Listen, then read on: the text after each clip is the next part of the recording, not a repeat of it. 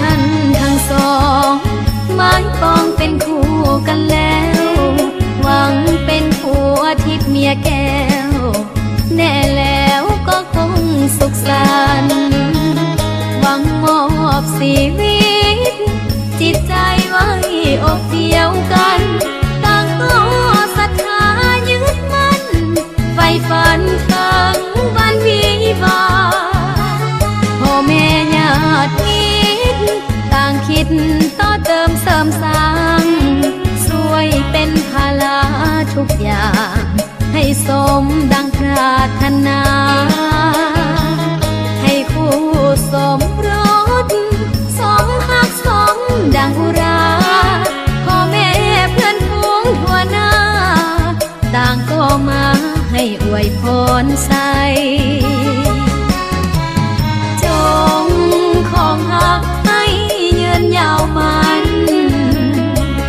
อย่าแปรผันจนวันแก่เท่าลงไปทรัพย์สินเงินทองขอจงนึงน้องหลั่งไหล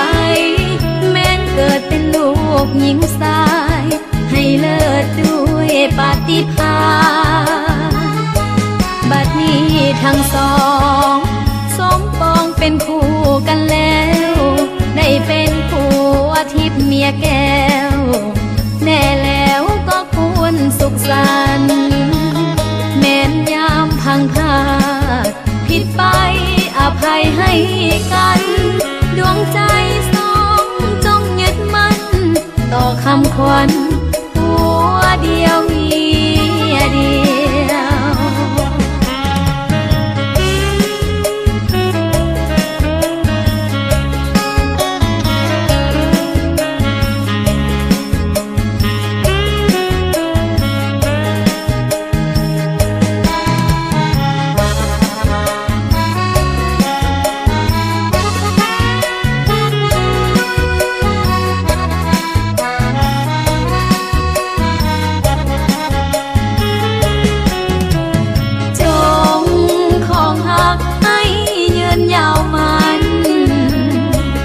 อย่าแปรผัน